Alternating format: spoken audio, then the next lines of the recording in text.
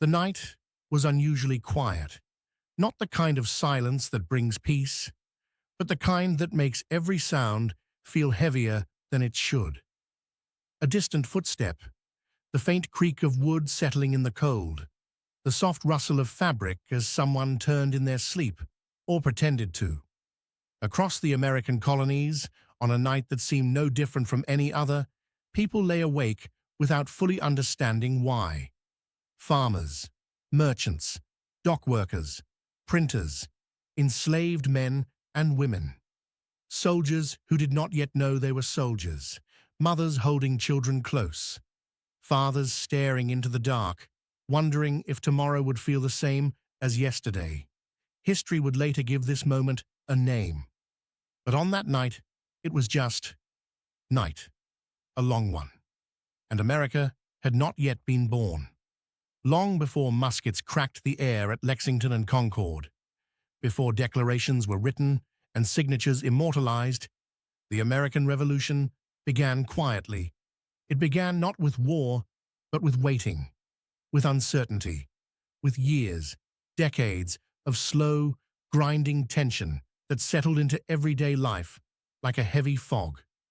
To understand that night, the one before everything changed, we must first step backward into a world that felt stable, familiar, and yet deeply fragile.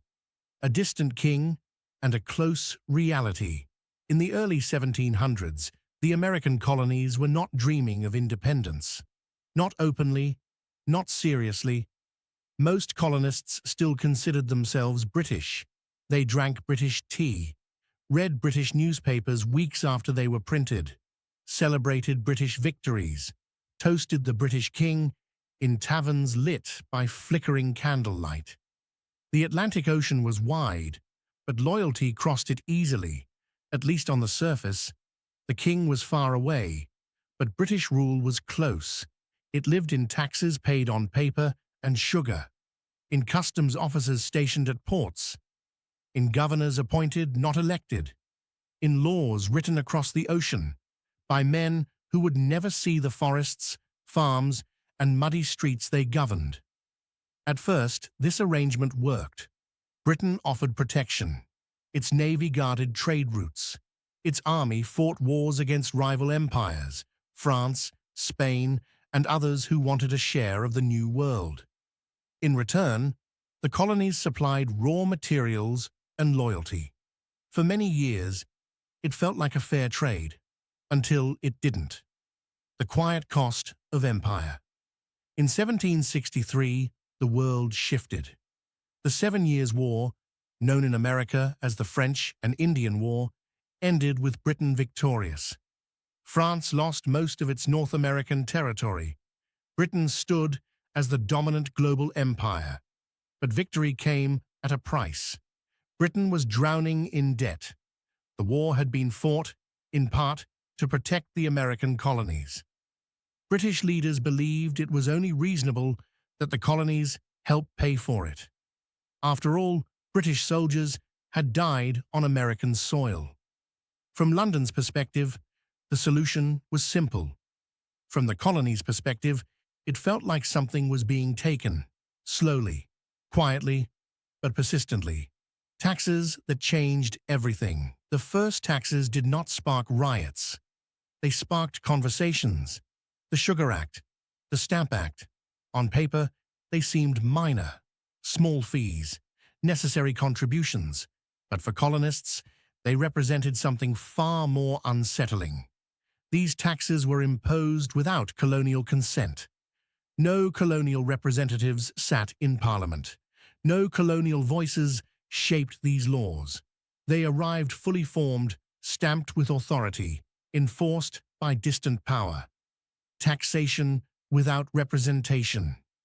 The phrase would become famous later, but at first, it was whispered, written in pamphlets, argued over in taverns and print shops, discussed late at night when the day's work was done and the mind was free to wander. What if this wasn't temporary? What if this was only the beginning? Nights in taverns, words that wouldn't sleep. Colonial taverns were more than places to drink. They were places to think. By candlelight, men gathered around rough wooden tables, tankards in hand, voices low, printers, lawyers, shopkeepers, ordinary men who felt something slipping, but could not yet name it. They argued about rights, about English law, about what it meant to be British. Some urged caution, others resistance. Most were simply confused. They did not want revolution. They wanted fairness. They wanted the rights they believed were promised to them as British subjects. Outside, the streets were dark. Inside, ideas were awake. The king who never heard the silence king. George III never walked those streets. He never heard those conversations, never felt the quiet unease settling over the colonies like a slow winter. From his throne, America was a problem to manage, not a people to understand. Reports arrived in London filtered through officials, softened by distance, stripped of emotion. Resistance looked small. Protests seemed manageable. Discontent felt temporary. No one in power truly listened to the silence growing across the Atlantic. And silence, when ignored long enough, does not remain silent. The night before resistance. As the years passed, British authority became more visible. Red-coated soldiers arrived, not as protectors, but as reminders. Barracks appeared in cities. Troops marched through streets that once belonged only to civilians. In Boston especially, tension thickened the air. Imagine the city at night, ships resting in the harbor, their masts cutting dark lines against the sky, cold wind off the water, narrow streets, winding between brick buildings, lamps casting small circles of light that never quite reached the shadows. British soldiers stood watch. Colonists watched back. Trust eroded not in explosions, but in glances, in muttered insults, in the way people crossed the street to avoid one another. Everyone felt it. Something was coming. A world holding its breath. On the eve of open conflict, no one knew how history would unfold. There were no guarantees of victory, no certainty of independence, no clear vision of a new nation. There was only a feeling, a sense that the old balance had broken, that the rules no longer made sense, that the future, whatever it was, would not look like the past. That night, before the first shots were fired, America lay awake. Not yet a country, not yet united, not yet free, just people, scattered across 13 colonies, staring into the dark, waiting for dawn. And dawn was coming, slowly, inevitably. But before it arrived, the night would grow darker still. After the blood was cleaned from the streets of Boston, the city did not return to normal. It learned how to whisper. Windows stayed closed longer than usual. Conversations ended when footsteps approached. Names were spoken carefully, if at all. People still went to work, still bought bread, still lit candles at dusk, but something essential had shifted. The night felt closer now. As if it were listening. Lives caught between empires. Far from the harbor, in smaller towns scattered across Massachusetts, life moved at a slower pace. These places had no warships anchored offshore, no constant patrols of red-coated soldiers. And yet, the tension arrived anyway, carried by rumors, letters, and travelers who spoke in lowered voices. In Lexington, a farming town surrounded by open fields and stone fences, a man named Jonas Parker worked his land as he always had. He rose before sunrise. Fed the animals. Mended what winter had broken. He had a wife. Children. A small home built with his own hands. Jonas did not think of himself as a revolutionary. He thought of himself as a father. But even here, miles from Boston, the pressure was impossible to ignore. Meetings were held in meetinghouses after dark. Local militias, once casual, almost ceremonial, began to drill more seriously. Muskets were cleaned with care, Powder was stored quietly. No one spoke of war. But everyone prepared for it. The weight of a red coat. British commanders believed they were restoring order. To them, the colonies were restless but manageable. A show of strength would remind people where authority lived. Troops were not meant to provoke, but to prevent. Yet every soldier sent into the countryside did the opposite. In towns like Concord, farmers watched unfamiliar men march past their fields. Red coats against brown earth. Bayonets catching the light. Discipline and distance wrapped in wool and steel. Children stared from doorways. Dogs barked, then fell silent. Church bells rang, but sounded different, less welcoming. The soldiers were young, too. Many barely older than the boys who watched them pass. They missed home. They followed orders. They did not understand the land beneath their boots, or the people who worked it. Fear lived on both sides. Mothers who didn't sleep. As tension grew, sleep became lighter. Mothers lay awake listening to the wind, wondering if it carried footsteps. They packed food quietly, just in case. They stitched small repairs into coats and shirts, hands moving from habit while minds wandered toward darker thoughts. What would happen if fighting came here? No one had answers.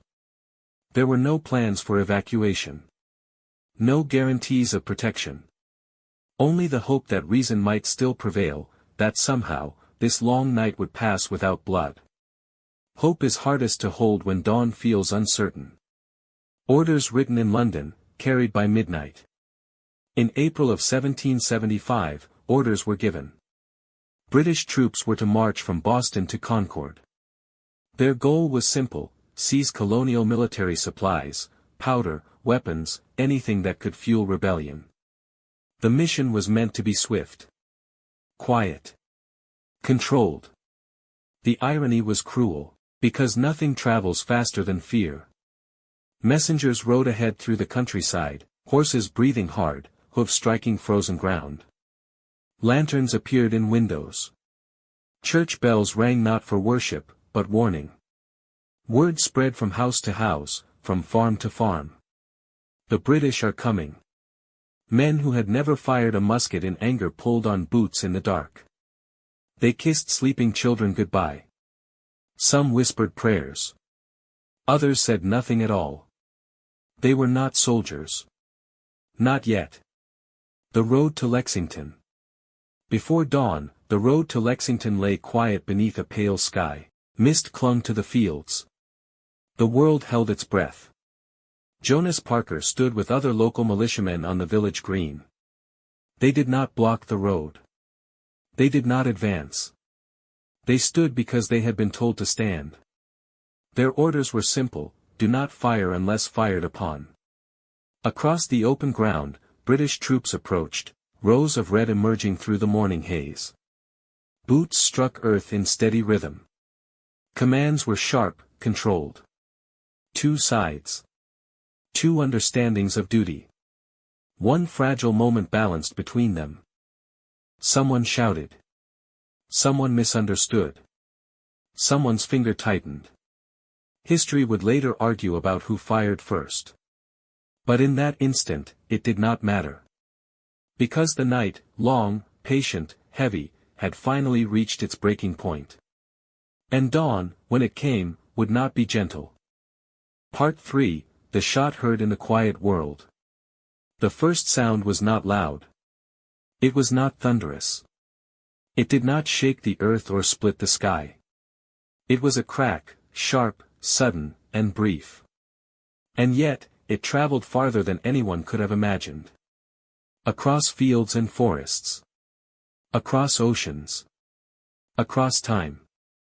The shot fired at Lexington did not simply begin a battle. It ended a long night of waiting. And it began something no one could stop. Dawn at Lexington Green. The sun rose slowly that morning, as if unsure whether it should. Mist clung to the grass of Lexington Green, softening the edges of the world. Birds stirred in hedges.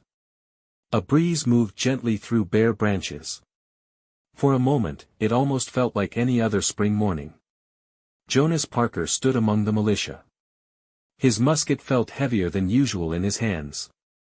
He had been awake all night. Not from fear alone, but from thinking. About his children. About the land he worked. About how easily life could be broken by decisions made far away. He had promised his wife he would be careful. He had promised himself he would not fire unless he had to. Across the green, British regulars formed lines. Their officers shouted commands, voices sharp in the morning air. Someone ordered the militia to disperse. Someone else said they had the right to stand. The words overlapped. Confusion spread. No one knew who fired first. Later, men would argue about it endlessly. Historians would debate it. Governments would choose versions that suited them. But in that moment, there was only noise. A single musket fired. Then another. Then many. Smoke filled the air. Men fell. Shouts turned into screams. Jonas Parker was hit. He fell near the edge of the green, his musket beside him. He did not see the rest of the battle. He did not see the British march onward. He died where he stood. A farmer. A father. One of the first. The road turns red. The British did not stop at Lexington. They marched on toward Concord. The plan remained the same: seize supplies, destroy weapons, restore order. But order was already gone. As the troops moved through the countryside, the land itself seemed to resist them. Bells rang in towns ahead. Men gathered along roads and behind stone walls. Militia units formed and dissolved and formed again, like waves. At Concord's North Bridge, colonial forces faced British troops once more. This time, there was no confusion. Orders were clear. The militia advanced. Shots were fired. British soldiers fell into the river or onto the bridge. Red coats darkened with blood. This time, the colonists did not retreat. They stood. And when the British finally turned back toward Boston, the road became a gauntlet. Farmers fired from behind trees. From barns. From stone fences built generations earlier to mark property lines. Every mile back to Boston cost British lives. The countryside had risen. News that would not sleep. Word of the fighting spread faster than the troops could march. Riders carried the story from colony to colony. By the time British forces reached the safety of Boston, New England was awake. Church bells rang not for worship, but for warning. Militia units assembled. Powder was moved.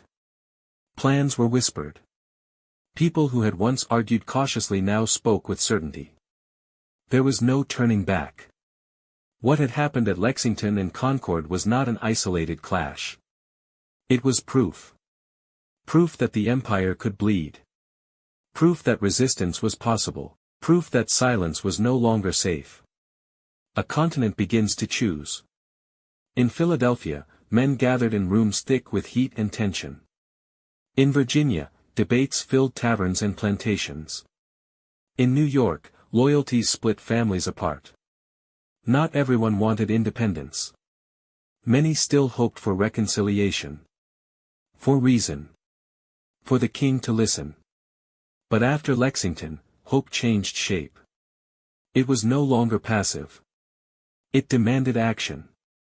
Men like George Washington, quiet, disciplined, reluctant, found themselves pulled toward leadership they had never sought. Others, like Samuel Adams, felt grim vindication. They had warned this would come. The birth of an army. In June of 1775, colonial delegates gathered again. This time, they did not pretend peace was possible. They spoke of defense. Of unity. Of sacrifice. The Continental Army was formed, not yet strong, not yet experienced, but real. George Washington was named its commander. He accepted knowing full well what it meant. Not glory. Responsibility. Failure would mean execution. Success would mean something entirely new. Boston under siege. British troops remained trapped in Boston, surrounded by an army of farmers and tradesmen who were learning, day by day, how to become soldiers. The city became a prison. Supplies ran low. Tension ran high. At night, both sides listened to the same sounds, the wind off the harbor, the distant call of guards, the restless movement of men who could not sleep. No one knew how long this would last. Weeks turned into months. The long night stretched on. The cost of choosing. Families paid the price first. Farms went untended. Businesses closed. Children grew up faster than they should have. Enslaved people listened carefully, understanding that freedom spoken aloud by white men might one day reach them too. Native nations watched from the edges, knowing that whichever side won would reshape their world. There were no innocent observers. Everyone was involved now. The meaning of the shot. Years later, poets would call it the shot heard round the world. It sounded grand. Heroic. But in truth, it was lonely. It was fired by someone who probably never expected their finger to change history. Someone tired. Afraid. Confused. And yet, that moment shattered an empire's illusion. That ordinary people would always obey. That distance would protect power. That silence would last forever. Night gives way, slowly. America was not born at Lexington. Not yet. There were still years of war ahead. Still suffering. Still doubt. But something irreversible had happened. The colonies had crossed a line they could never uncross. The night was no longer just a waiting. It had become a journey. Toward something unformed. Dangerous. Hopeful. Toward a dawn no one could fully imagine.